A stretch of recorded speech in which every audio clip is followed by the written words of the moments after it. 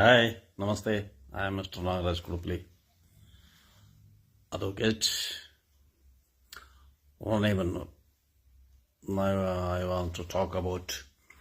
ಈಗ ನಿನ್ನೆ ದರ್ಶನ್ ಅವ್ರನ್ನ ಭೇಟಿಯಾಗಿ ಬಂದರು. ಯಾರು ಮೊನ್ನೆ ಭೇಟಿಯಾಗಿದ್ದು ಯಾರು? ನಮ್ಮ ವಿನೋದ್ ರಾಜ್, ಲೀಲಾವತಿ ಅವ್ರ ಮಗ ವಿನೋದ್ ರಾಜ್. ಅವನು ಅಲ್ಲಿ ನೋಡಿದ, ಸಂಕಷ್ಟ ಆಗಿ ಥರ ಕಣ್ಣೀರು ಬಂತು. ಅಲ್ಲಿನೂ ಹೇಳಿದ, ಈ ರೇಣುಕಾ ಸ್ವಾಮಿಗೆ ಆಗಿರ್ತಕ್ಕಂಥದ್ದು ಅವರ ಫ್ಯಾಮಿಲಿ ಕುಟುಂಬಕ್ಕೂ ಅನ್ಯಾಯ ಆಗಿದೆ. ದರ್ಶನ್ ಅವರ ಈ ಒಂದು ಸಂಕಷ್ಟನೂ ಇದಾಗಿದೆ. ಸೊ ಎರಡಕ್ಕೂ ಅವರು ನೋವನ್ನು ಅನುಭವಿಸಿದ್ದಾರೆ. ಒಂದು ನನಗೆ ಸತ್ಯ, ಆ ಮನುಷ್ಯ ನನ್ನ ಲೀಲಾವತಿ ಮಗ Vinod Raj double game master ಅಲ್ಲ. ಅದು ಕಷ್ಟಪಟ್ಟ ಜೀವ. ತಾಯಿಯನ್ನ ದೇವರು ಕಂಡ ಹಾಗೆ ಕಂಡಂಥ ಜೀವ. ವಿಶೇಷವಾದಂಥ ಒಂದು ಅದ್ಭುತವಾದಂಥ ಒಂದು ಮಾನವೀಯತೆ, ಮನುಷ್ಯತ್ವ, ಮನುಷ್ಯ ಅಂದ್ರೇನು, ಮಾನವತೆ ಅಂದ್ರೇನು ಅಂತ ಗೊತ್ತಿರುವಂಥ ಒಬ್ಬ ಮನುಷ್ಯ ಅವನು.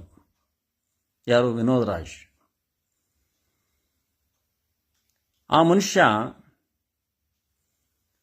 ಅಲ್ಲಿ ಹೋಗಿ ರೇಣುಕಾ ಸ್ವಾಮಿ ಅವರ ಮನೆಗೆ ಹೋಗಲಿಲ್ಲದ್ರೆ ಏನಾಗ್ತಿತ್ತು? ಜೈಲಿಗೆ ಹೋಗಿ ದರ್ಶನ್ ಅವ್ರನ್ನ ನೋಡಿ ಅಲ್ಲಿ ಸುಮ್ಮನೆ ಕೂತಿದ್ರೆ ಏನಾಗ್ತಿತ್ತು? ಸೊ ಪಾರ್ಶಾಲಿಟಿ ಮಾಡಬಾರ್ದು ಅನ್ನುವ ಉದ್ದೇಶಕ್ಕೆ ಹೋಗಿ ರೇಣುಕಾ ಸ್ವಾಮಿಯವರ ಮನೆತನಕ್ಕೂ ಸಾಂತ್ವನ ಹೇಳಿ 1 ಲಕ್ಷ ರೂಪಾಯಿ ತಾನು ದುಡಿದ ಹಣವನ್ನು, ತನ್ನ ತಾಯಿ ದುಡಿದಿಟ್ಟ ಹಣವನ್ನು, ಕೃಷಿ ಭೂಮಿಯಿಂದ ಬಿಸಿಲಲ್ಲಿ ಬದುಕು ಮಾಡಿದಂತಹ ಹಣವನ್ನು ಒಂದು ಗಿಫ್ಟ್ ಆಗಿ ಚೆಕ್ ಅನ್ನು ಕೊಟ್ಟು ಬಂದಿದ್ದಾರೆ. ಅದು ಕಾಳಧನ ಅಲ್ಲ, ವೈಟ್ ಮನಿ. ಚೆಕ್ ಅನ್ನು ಕೊಟ್ಟಿದ್ದಾರೆ ಅಂದರೆ ದ್ಯಾಟ್ ಈಸ್ ವೈಟ್ ಮನಿ. ಈ ಟಿವಿದವು ಏನೇನು ಕತೆ ಕಟ್ತವು, ಏನು ಕತೆ ಅಂದರೆ, ಹಾಗಾದರೆ ಅಲ್ಲೇನೋ ಆಗಿದೆ, ಅಲ್ಲಿ ಮಾತಾಡ್ಕೊಂಬಂದು ದರ್ಶನ್ ಹತ್ರ ಮಾತಾಡ್ಕೊಂಬಂದು ಇಲ್ಲಿ ಮಾಡಿದ್ದಾರೆ. ಇಂಥ ಬುದ್ಧಿವಂತಿಕೆ ಆ ಮನುಷ್ಯನಿಗಿಲ್ಲ. ಯಾರು ಮಾತಾಡ್ತಾರೆ ಇಂಥದ್ರ ಬಗ್ಗೆ? ವಿನೋದ್ ರಾಜ್ ಬಗ್ಗೆ ಡಬಲ್ ಗೇಮು, ಹಿಂಗೇನೋ ರಾಜಿ ಮಾಡಕ್ಕೆ ಪ್ರಯತ್ನ ಮಾಡ್ಯಾನೆ, ದರ್ಶನನ್ನು ಉಳಿಸಕ್ಕೆ ಪ್ರಯತ್ನ ಮಾಡಿದ್ದಾನೆ, ಅಲ್ಲಿ ಲಾಭಕ್ಕೆ ಹೋಗಿದ್ದಾನೆ ಅಂತ ಅನ್ನೋದಾಗಿದ್ರೆ, ಲಾಭ ಬರ್ತಕ್ಕಂಥ ಅನೇಕ ಹಾದಿಗಳು ಆ ವ್ಯಕ್ತಿಗೆ ಇದ್ವು. ವಿನೋದ್ ರಾಜ್ಗೂ ಲೀಲಾವತಿ ಅವರಿಗೂ ಅನೇಕ ಹಾದಿಗಳಿದ್ವು. ಅವರು ಜಮೀನು ಮಾಡಿಕೊಂಡು 4 ಮಂದಿ ಕುಟುಂಬಕ್ಕೆ ಕೆಲಸ ಕೊಟ್ಟು ಅಲ್ಲಿ ವಿಶಿಷ್ಟವಾದಂಥ ಹಳ್ಳಿಯಲ್ಲಿ ವಿಶೇಷವಾದಂಥ ಜೀವನವನ್ನು ನಡೆಸ್ತಾ ಇದ್ದಾರೆ. He is one of the role model. ಅಂಥ ವ್ಯಕ್ತಿಗೆ ಎಂಥ ಚಿಲ್ಲರೆ ಕೆಲಸ ಕಟ್ಟಿದಿರಿ ನೀವು. ಮೀಡಿಯಾದರು ನಾಚಿಕಾಗಬೇಕು ನಿಮಗೆ. ನಿಮಗೇನಾರ ಮಾನ ಮರ್ಯಾದೆ ಮನುಷ್ಯತ್ವ ಅಂತ ಇದ್ರೆ ಅಂಥವು ಮಾತಾಡಬಾರದು. Even if any allegation being made by the Renuka Swamy ಅವ್ರ ಮನೆಯವರು ಈ ಅಲಿಗೇಷನ್ ಮಾಡಬೇಕು. ರಾಜಿ ಏನು ಬಂಬು ಗೊತ್ತೈತಿ ನಿಮಗೆ ಕಾನೂನು? ಏನು ರೇಣುಕಾ ಸ್ವಾಮಿ ಮನೆಯವರೇನು ಐ ವಿಟ್ನೆಸ್ ರಾಜಿ ಆಗ್ಲಿಕ್ಕೆ? ಕಂಪ್ಲೇಂಟ್ ಅವ್ರು ಕೊಟ್ಟಿದ್ದಾರಾ?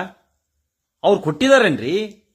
ಅವರು ಲಾಸ್ಟ್ ಸೀನ್ ಥಿಯರಿ ಅಂತ ಬಂದಿರ್ತೈತಿ. ಇದ್ರಾಗ ಐ ವಿಟ್ನೆಸ್ ಯಾರಲ್ಲ. ದರ್ಶನ್ ಕೇಸ್ನಲ್ಲಿ ಕೊಲೆ ಮಾಡಿದ್ದು ನೋಡಿದವರನ್ನ ಸಿಸಿ ಕ್ಯಾಮರಾ ಟೆಕ್ನಾಲಜಿ ಇವನ್ನೆಲ್ಲ ಬಿಟ್ಟುಬಿಟ್ರೆ, ಎಲೆಕ್ಟ್ರಾನಿಕ್ ಮೀಡಿಯಾ ಬಿಟ್ಟುಬಿಟ್ರೆ ನೋಡಿದೇವಿ ಅಂತ ಹೇಳರು ಥರ್ಡ್ ಐ ಯಾರೂ ಇಲ್ಲ.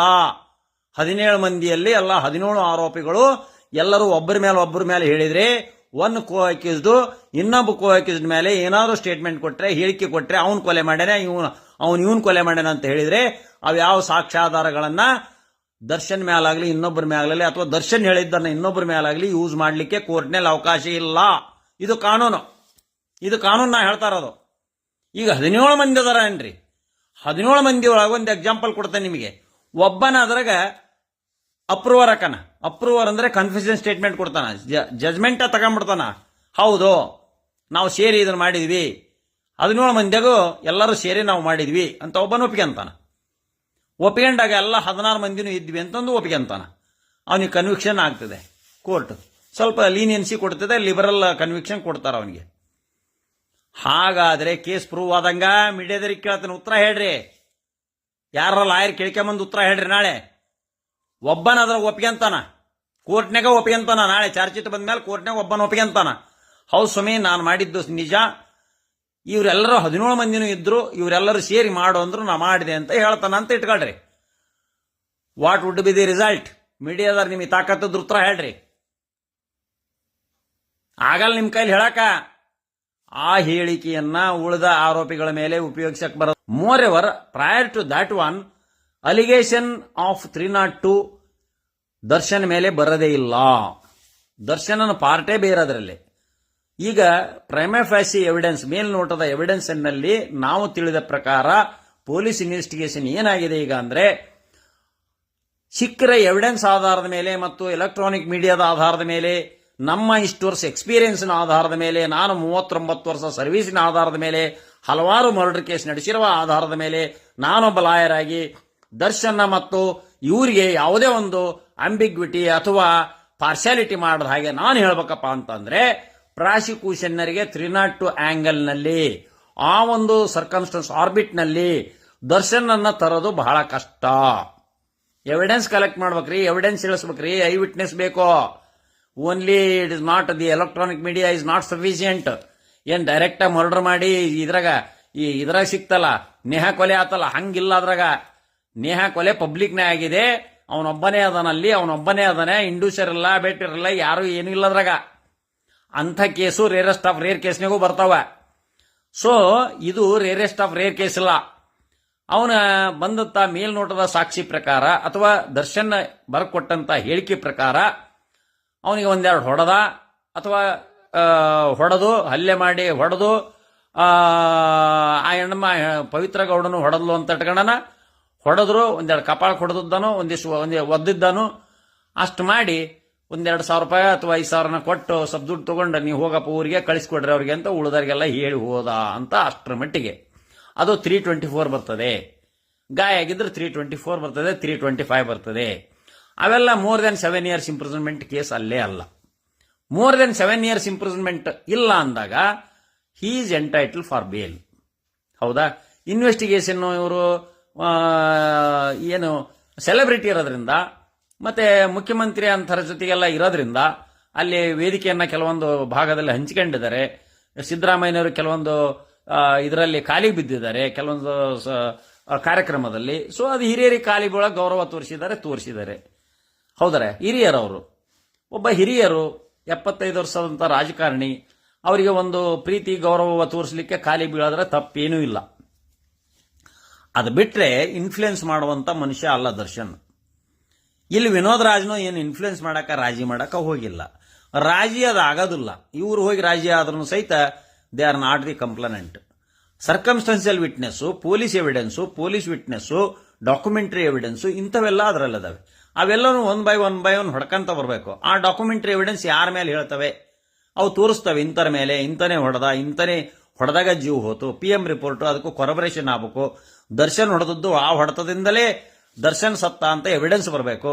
ಅಲ್ಲಿ ಕೊರಬರೇಷನ್ ಬೇಕು. ಇವ್ಯಾವ ಕೊರಬರೇಷನ್ ಇಲ್ಲ ಅಂದಾಗ ಈ ಮೀಡಿಯಾದ ಹೊಯ್ಕಂತ ಬಂದ್ರೆ, ರೇಣುಕಾ ಸ್ವಾಮಿಗೆ ಹೋಗಿ ಅಲ್ಲಿ ರಾಜಿ ಮಾಡಕ್ ಹೋಗಿದ್ದಾನೆ ವಿನೋದ್ ರಾಜ್ ಅಂತಂದು ಹೇಳಿದ್ರೆ ಎಷ್ಟು ಬಾಲಿಶ ಹೇಳಿಕೆ ಕೊಡ್ತಾವು, ಎಷ್ಟು ನಾಚಿಗೆಟ್ಟ ಹೇಳಿಕೆ ಕೊಡ್ತಾವು.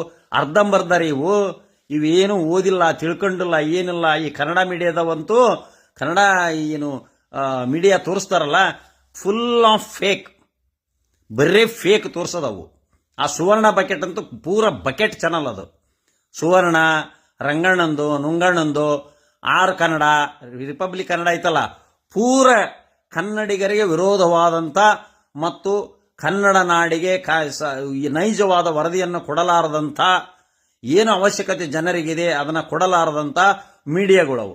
ಅಲ್ರಿ ಆ ಮನುಷ್ಯ ಅವನಿಗೆ ಏನು ಗೊತ್ತ್ರಿ? ಡಬಲ್ ಗೇಮ್ ಏನು ಗೊತ್ತೈತ್ರಿ ಆ ವಿನೋದ್ ರಾಜ್ಗೆ? ಆ ವಿನೋದ್ ರಾಜ್ಗೆ ಏನು ಗೊತ್ತೈತ್ರಿ ಪಾಪ? ಅಂಥ ಮನುಷ್ಯನೇ ನೀವು ಹೋಗಿ ರಾಜಿ ಮಾಡಕ್ ಹೋಗಿದಾನ, ದರ್ಶನನ್ ಚೇಲ ಹಾಗೆ ಹೀಗೆ ಅಂತ ಹೇಳಿದಿರಲ್ಲ, ನಾಚಿಕಾಗಲ್ಲ ನಿಮಗೆ? ಬೇರೆ ಯಾರ್ಯಾರದು ಹೇಳಿದ್ರೆ ನಾನು ನಂಬ್ತಿದ್ದೆ.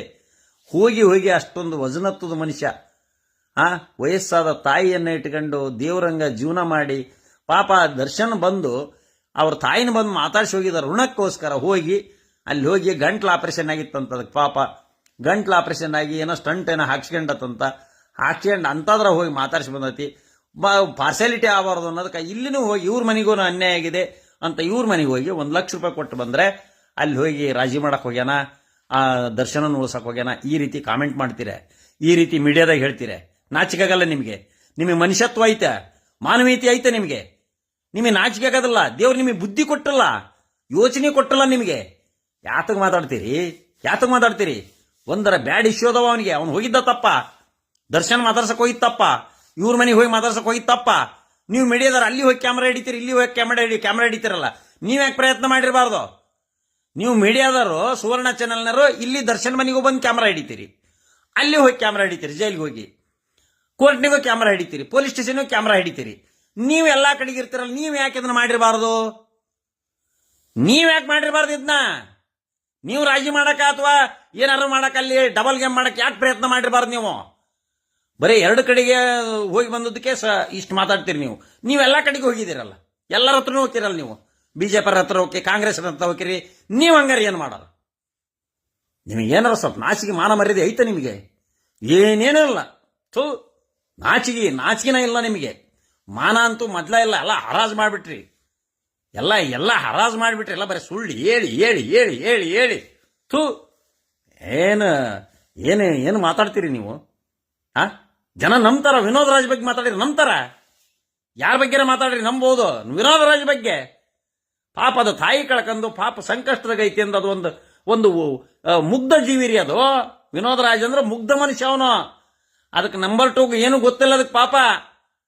ಅಂಥ ಮನುಷ್ಯನಿಗೆ ಹೋಗಿ ನೀವು ಹಿಂಗೆ ಕಟ್ಟಿದಿರಲ್ಲ, ನಾಚಿಕಾಗಲ್ಲ ನಿಮಗೆ? ಯಾವ ದೇವ್ರ ಒಪ್ತಾನೆ ಹೇಳ್ರಿ? ಯಾವ ದೇವ್ರ ಮೇಲೆ ಆಣೆ ಹಾಕ್ತಿರ್ ಬರ್ರಿ? ಯಾವ ದೇವ್ರ ಮೇಲೆ? ಧರ್ಮಸ್ಥಳದ ಮಂಜುನಾಥ ಅಣ್ಣಪ್ಪ ದೇವರ ಆಣಿಯಾಗಿನೂ ಕೂಡ ಅವನಿಗೆ ಆ ಬುದ್ಧಿ ಇಲ್ಲ. ನನಗೆ ಕಾನ್ಫಿಡೆನ್ಸ್ ಇದೆ. ವಿನೋದ್ ರಾಯ್ಗೆ ಅಂತ ಬುದ್ಧಿ ಇಲ್ಲ. ಅಂಥ ಬುದ್ಧಿ ಇದ್ದಿದ್ರೆ ಹೊಟ್ಟೆ ಒಳಗೆ ತಾಯಿ ಮಕ್ಕಳು ಇಟ್ಕೊಂಡು ಕೆಂಡವನ್ನು ಇಟ್ಕೊಂಡು ಆ ಕೆಂಡವನ್ನು ಒಳಗೆ ಇಟ್ಕೊಂಡು ಜೀವನ ಮಾಡಿದಾರೆ ಅವರು. ಯಾರಿಗೂ ಒಬ್ಬರಿಗೂ ನೋವು ಕೊಟ್ಟಾರಲ್ಲ ಅವರು. ಕನ್ನಡ ನಾಡಿನ ಜನರಿಗೆ ಯಾರಿಗೂ ನೋವು ಕೊಟ್ಟಿಲ್ಲ ಅವರು. ಯಾರಿಗೂ ವೈಯಕ್ತಿಕ ನಿಂದನೆಯನ್ನು ಮಾಡಿಲ್ಲ. ಅಂತ ಶಿವಣ್ಣರು ಸಹಿತ ಬಂದು ಅವರು ಹೋಗಿ ಲೀಲಾವತಿ ಅಮ್ಮರ ಮಾತಾಡ್ಸಿ ಹೋಗಿದ್ದಾರೆ. ಕಲಾವಿದ್ರು ಅವರು ಕಲಾವಿದ್ರೆಲ್ಲ ಅಣ್ಣತಮ್ಮಳಂಗಿದ್ದು ಇರ್ತಾರೆ. ಹೋಗಿ ಮಾತಾಡಿಸಿದ್ರು ಅಂದ್ರೆ ಯಾರೋ ಅಂದಿದ್ದಾರೆ, ಏನಪ್ಪಾ ನೀನು ಬರೀ ದರ್ಶನ್ ಅಷ್ಟ ಮಾತಾಡಿಸಿ, ಸೆಲೆಬ್ರಿಟಿ ಅವನು ಮಾತಾಡಿಸಿ, ರೇಣುಕಾ ಸ್ವಾಮಿ ಮನೆಗೆ ಯಾಕೆ ಹೋಗಿಲ್ಲ ಅಂತ ಅಲಿಗೇಷನ್ ಬಂದತಿ. ಹೋಗಿದ್ದಾರೆ ಪಾಪ. ಹೋದ್ಮೇಲೆ ಬರಿಗೈಲಿ ಬರಕಾಗತ್ತಾ? ತಾನು ದುಡಿದ್ರ 1 ಲಕ್ಷ ರೂಪಾಯಿ ಚೆಕ್ ಕೊಟ್ಟು ಬಂದಾನ. ಏನು ದರ್ಶನ್ ಹತ್ರ ಹೋಗಿ ಇಸ್ಕೊಂಡು ಎಲ್ಲರ ನಂಬರ್ 2ದಾಗ ಹಣ ಇಸ್ಕೊಂಬಂದು ಅವನು ಕ್ರಿಮಿನಲ್ನೇ ಸಿಕ್ಕಣಕ್ ಹೋಗಾನ? ಕ್ರಿಮಿನಲ್ ಆಗಲ್ಲನ್ರಿ ಹಂಗ್ ಮಾಡಿದ್ರೆ. ಏನ್ ಹಂಗ್ ಮಾತಾಡಿದ್ರೆ? ಹಂಗ್ ಮಾತಾಡಬಾರದ್ರಿ. ದಯವಿಟ್ಟು ಹಂಗ್ ಮಾತಾಡಬೇಡ್ರಿ. ಯಾರು ತಿಳುವಳಿಕೆಸ್ತರು ಅನ್ನೋದಲ್ಲ ನಿಮಗೆ. ನಮಸ್ಕಾರ, good morning to all my Indians and Kannadians. ಈ ಅಜಿತ್ ಹನುಮಕ್ನವ್ರು ಏನು ಕೊರಿ ಏನು ವಕೀಲ್ರು ಹಿಂಗ್ ಮಾಡ್ರಿ, ಈ ವಕೀಲ್ರು ಹಿಂಗ್ ಮಾಡ್ರಿ, ವಕೀಲರ ಮೂಲಕ ಹೈಕೋರ್ಟ್ಗೆ ಹೋದ, ಅಲ್ಲಿ ಹೋದ್ರಿ, ಇಲ್ಲಿ ಹೋದ್ರ ಕಾನೂನು ವಕೀಲರು ಕೋರ್ಟ್ ಇರೋದು ಅದಕ್ಕಣಯ್ಯ. ದರ್ಶನ ಬಗ್ಗೆ ಏನ್ ಕೊರಿತಿಲ್ಲ. ಏನ್ ಕೊರದೇನು ಹರ್ಕಂತಿದ್ದೀನಿ ನೀನು ಅಜಿತ್ ಹನುಮಕ್ನವರ ಸುವರ್ಣ ಬಕೆಟ್ ಚಾನಲ್. ನೀನ್ ಏನ್ ಹರ್ಕಂತಿದಿ ದರ್ಶನ ಬಗ್ಗೆ? ನೀನ್ ಬೆಕ್ಕಾದ್ದೋದ್ರಿಕೆ ನಥಿಂಗ್ ವಿಲ್ ಹ್ಯಾಪನ್. ಏನಾಗಬೇಕು ಅದು ಆಗ್ತೈತಿ. ಈಗ ಚಾರ್ಜ್ ಶೀಟ್ ಹಾಕಿದ ತಕ್ಷಣ ಬೇಲ್ ಹಾಕ್ತಾರೆ, ಬೇಲ್ ಹಾಕಿದ ತಕ್ಷಣ ಬೇಲ್ ಆಗ್ತೈತಿ, ಬರ್ತದನ. ಆಮೇಲೆ ಕಷ್ಟ ನಷ್ಟ ಎಲ್ಲ ಅನುಭವಿಸೋಕದನ, ಸುಖನೂ ಅನುಭವಿಸಿದನೆ ಎಲ್ಲ ಅದನ್ನ. ಇರಬಹುದು, ಸ್ನೇಹಿತೆ ಇರಬಹುದು. ಪವಿತ್ರ ಗೌಡ, ನಿನಗೆ ಯಾರು ಸ್ನೇಹಿತರಿಲ್ಲಲ್ಲ. ನಿನ್ನ ಯಾರೋ ಲೈಕ ಮಾಡಲ್ಲ. ನಿನ್ನ ಲೇಡೀಸ್ ಯಾರು ನಿನ್ನ ಫ್ರೆಂಡ್ ಅಂತ ಒಪ್ಕೊಳಕ ತಯಾರಿಲ್ಲ. ನಿನ್ನ ಹತ್ರ ಇಲ್ಲ, ನಿನ್ನ ಹತ್ರ ಅದಿಲ್ಲ, ಫ್ರೆಂಡ್ಶಿಪ್ ಮಾಡಿಲ್ಲ ಅವರು. ದರ್ಶನ್ ಹತ್ರ ಅದೈತಿ, ಫ್ರೆಂಡ್ಶಿಪ್ ಮಾಡಿದ್ದಾರೆ. ಹೌದಾ? ಲಕ್ಷಾಂತರ ಜನ ಫ್ರೆಂಡ್ಶಿಪ್ ಮಾಡ್ತಾರೆ, ಲವ್ ಮಾಡ್ತಾರೆ ದರ್ಶನನ್ನ. ಹೌದಾ? ಅಭಿಮಾನಿಗಳು ಅದಾರೆ. ನಿನಗೆ ಯಾರದಾರ? ನಿನಗೇನಲ್ಲ ತೀಟಿ ಬುದ್ಧಿ ಬಿಟ್ಬಿಟ್ರೆ ನಿನ್ನ ಹತ್ರ ಬ್ಲಡ್, ಬ್ರೈನು, ಲಿವರು, ಕಿಡ್ನೀಸ್ ಎಲ್ಲಾ ಕಡೆ ಬರೀ ದ್ವೇಷ, ಅಸೂಯೆ, ಕಿಂಡಲ್ಲು, ದುಷ್ಟತನ, ಬರೀ ಬೇರೆಯವ್ರನ್ನ ಇದನ್ನ ಮಾಡೋದು, ಹೀಯಾಳಿಸೋದು, ಇಂಥ ಹೊಲಸು ರಕ್ತದ ಗುಣವನ್ನ ಬಿಟ್ಟುಬಿಟ್ರೆ ನಿನ್ನ ಹತ್ರ ಏನೂ ಇಲ್ಲ. ನೀನ್ ಏನು ಚಾನಲ್ನಾಗ ಏನ್ ಕಿತ್ಕೊಂಡು ಏನು ಮಾಡಿರಿ ಏನೂ ಆಗಂಗಿಲ್ಲ. ಯಾರ ಬಗ್ಗೆ ಮಾತಾಡಿರಿ ಏನೂ ಆಗೋದಿಲ್ಲ. ನನ್ನ ಬಗ್ಗೆ ಮಾತಾಡಿದ್ರೆ ಏನು ಕಿತ್ಕೊಳಕ್ ಆಗಲ್ಲ ನಿನಗೆ. ಆಯ್ತಾ? ಹಾಯ್, ನಮಸ್ಕಾರ, good morning to all my Indians and Kannadians. ಈ ಅಜಿತ್ ಹನುಮಕ್ನವ್ರು ಏನು ಕೊರಿ ಏನು ವಕೀಲ್ರು ಹಿಂಗ್ ಮಾಡ್ರಿ, ಈ ವಕೀಲ್ರು ಹಿಂಗ್ ಮಾಡ್ರಿ, ವಕೀಲರ ಮೂಲಕ ಹೈಕೋರ್ಟ್ಗೆ ಹೋದ, ಅಲ್ಲಿ ಹೋದ್ರಿ, ಇಲ್ಲಿ ಹೋದ್ರ ಕಾನೂನು ವಕೀಲರು ಕೋರ್ಟ್ ಇರೋದು ಅದಕ್ಕಣಯ್ಯ. ದರ್ಶನ ಬಗ್ಗೆ ಏನ್ ಕೊರಿತಿಲ್ಲ. ಏನ್ ಕೊರದೇನು ಹರ್ಕಂತಿದ್ದೀನಿ ನೀನು ಅಜಿತ್ ಹನುಮಕ್ನವರ ಸುವರ್ಣ ಬಕೆಟ್ ಚಾನಲ್. ನೀನ್ ಏನ್ ಹರ್ಕಂತಿದಿ ದರ್ಶನ ಬಗ್ಗೆ? ನೀನು ಬೆಕ್ಕಾದ್ದು ಹೋದ್ರಿಕೆ ನಥಿಂಗ್ ವಿಲ್ ಹ್ಯಾಪನ್. ಏನಾಗಬೇಕು ಅದು ಆಗ್ತೈತಿ. ಈಗ ಚಾರ್ಜ್ ಶೀಟ್ ಹಾಕಿದ ತಕ್ಷಣ ಬೇಲ್ ಹಾಕ್ತಾರೆ, ಬೇಲ್ ಹಾಕಿದ ತಕ್ಷಣ ಬೇಲ್ ಆಗ್ತೈತಿ, ಬರ್ತದನ. ಆಮೇಲೆ ಕಷ್ಟ ನಷ್ಟ ಎಲ್ಲ ಅನುಭವಿಸಕ ಅದನ, ಸುಖನೂ ಅನುಭವಿಸಿದನೆ ಎಲ್ಲ ಅದನ. ಇರಬಹುದು, ಸ್ನೇಹಿತೆ ಇರಬಹುದು. ಪವಿತ್ರ ಗೌಡ, ನಿನಗೆ ಯಾರು ಸ್ನೇಹಿತರಿಲ್ಲಲ್ಲ, ನಿನ್ನ ಯಾರೋ ಲೈಕ ಮಾಡಲ್ಲ. ನಿನ್ನ ಲೇಡೀಸ್ ಯಾರು ನಿನ್ನ ಫ್ರೆಂಡ್ ಅಂತ ಒಪ್ಕೊಳಕ ತಯಾರಿಲ್ಲ. ನಿನ್ನ ಹತ್ರ ಇಲ್ಲ, ನಿನ್ನ ಹತ್ರ ಅದಿಲ್ಲ, ಫ್ರೆಂಡ್ಶಿಪ್ ಮಾಡಿಲ್ಲ ಅವರು. ದರ್ಶನ್ ಹತ್ರ ಅದೈತಿ, ಫ್ರೆಂಡ್ಶಿಪ್ ಮಾಡಿದ್ದಾರೆ. ಹೌದಾ? ಲಕ್ಷಾಂತರ ಜನ ಫ್ರೆಂಡ್ಶಿಪ್ ಮಾಡ್ತಾರೆ, ಲವ್ ಮಾಡ್ತಾರೆ ದರ್ಶನನ್ನ. ಹೌದಾ? ಅಭಿಮಾನಿಗಳು ಅದಾರೆ. ನಿನಗೆ ಯಾರು ಅದಾರ? ನಿನಗೇನಲ್ಲ, ತೀಟಿ ಬುದ್ಧಿ ಬಿಟ್ಬಿಟ್ರೆ ನಿನ್ನ ಹತ್ರ ಬ್ಲಡ್, ಬ್ರೈನು, ಲಿವರು, ಕಿಡ್ನೀಸ್ ಎಲ್ಲಾ ಕಡೆ ಬರೀ ದ್ವೇಷ, ಅಸೂಯೆ, ಕಿಂಡಲ್ಲು, ದುಷ್ಟತನ, ಬರೀ ಬೇರೆಯವ್ರನ್ನ ಇದನ್ನ ಮಾಡೋದು, ಹೀಯಾಳಿಸೋದು, ಇಂಥ ಹೊಲಸು ರಕ್ತದ ಗುಣವನ್ನ ಬಿಟ್ಟುಬಿಟ್ರೆ ನಿನ್ನ ಹತ್ರ ಏನೂ ಇಲ್ಲ. ನೀನು ಏನು ಚಾನಲ್ನಾಗ ಏನು ಕಿತ್ಕೊಂಡು ಏನು ಮಾಡಿರಿ ಏನೂ ಆಗಂಗಿಲ್ಲ. ಯಾರ ಬಗ್ಗೆ ಮಾತಾಡಿರಿ ಏನೂ ಆಗೋದಿಲ್ಲ. ನನ್ನ ಬಗ್ಗೆ ಮಾತಾಡಿದ್ರೆ ಏನು ಕಿತ್ಕೊಳಕ್ ಆಗಲ್ಲ ನಿನಗೆ. ಆಯ್ತಾ?